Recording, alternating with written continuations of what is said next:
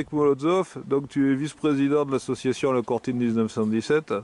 Je crois savoir que cette histoire est importante pour toi et ta famille. L'année prochaine, en juin, on va fêter les 10 ans de l'association. Donc tu seras là, est-ce que tu peux nous en dire un peu plus? Eh ben, en fait, cette histoire me touche déjà personnellement parce que je suis le petit-fils du soldat Michel Molotov, qui était un soldat russe de la première brigade, qui est venu donc combattre en France et qui a connu toute cette histoire, hein, depuis son engagement donc, sur le front français, notamment au chemin des Dames, jusqu'à l'intégration d'une compagnie de travailleurs forcés, hein, puisque les soldats russes se sont mutinés, ne voulaient plus du tout faire la guerre après donc avoir eu connaissance de la révolution de février. Ils voulaient absolument être rapatriés et puis surtout être retirés du front. Mon grand-père a fait souche en France et ce qui m'a toujours étonné, c'est que cette histoire était tombée totalement dans l'oubli. On n'en parlait plus au niveau collectif, mais y compris à l'intérieur des familles, en tout cas de ma famille. C'était une histoire qui était très très peu connue. Ce qui restait, c'était quelques photos. Moi, j'ai enquêté un petit peu pour en connaître un petit peu plus sur son histoire. En rencontrant des historiens, j'ai pu effectivement retracer ce parcours. Donc, il y a eu aussi cet événement important de la libre pensée qui avait décidé d'ériger, qui a érigé d'ailleurs un monument dans le cimetière de la Courtine en mémoire de ces soldats, notamment des mutins de la Courtine qui s'étaient révoltés contre cet état de fait, hein, qui voulait absolument retourner en Russie et qu'on avait coincé là dans ce bout de France, sur ce terrain militaire, hein, coupé de tout. Donc ça ressurgit à l'occasion effectivement de l'inauguration que j'ai pu faire, hein, de ce monument. Et puis ça ressurgit aussi dans le cadre du centenaire de la Première Guerre mondiale où tout le monde cherchait l'histoire un peu originale en dehors de Verdun, de la Somme, de ce qu'on connaissait.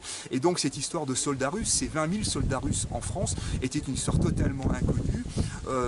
Donc ça a permis de la faire ressurgir en fait des oubliettes de l'histoire, et sans oublier évidemment la création de cette association à l'issue de l'inauguration de ce mouvement, de ce monument en tout cas, en souvenir des mutins de la Courtine, a été créée cette association La Courtine 1917 qui s'est donné pour but de préserver, de faire connaître cette mémoire. Et donc moi j'étais effectivement un des membres fondateurs. Donc pour moi c'était important parce que c'est passé, on va dire, d'une histoire totalement oubliée où moi j'ai travaillé, moi en tant que descendant, tout seul dans mon petit coin, essayer d'en savoir plus sur mon grand-père. Et puis tout à coup, en tirant ce fil avec cette occasion-là de la libre pensée qui décide de se souvenir de cette histoire et de la remettre à nouveau en valeur, et la création de cette association, tout à coup de la faire revivre à travers des expositions, à travers des publications, à travers des conférences comme on fait régulièrement.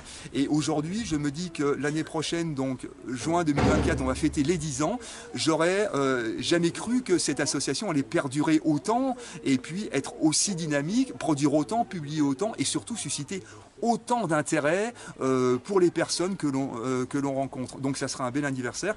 C'est important de fêter ces 10 ans, mais on va fêter ces 10 ans, mais on s'est rendu compte à l'intérieur de l'association qu'on avait encore plein de zones d'ombre à explorer, savoir ce qu'étaient devenus les soldats russes qui avaient été déportés en Algérie, on n'en sait rien, savoir ce que sont devenus les soldats russes, la grande majorité qui est retournée en Russie, et là aussi on ne sait quasiment rien. On a des relations avec des historiens russes qui nous permettent d'en apprendre plus maintenant sur cette histoire, et puis derrière la grande énigme, notamment du bombardement des soldats de la Courtine, lorsqu'on a voulu mater en fait cette mutinerie, 3 jours, 800 obus, officiellement 9 morts, les historiens parlent d'environ 200 morts. On aimerait bien savoir ce que sont devenus en fait ces soldats qui étaient les camarades de mon grand-père.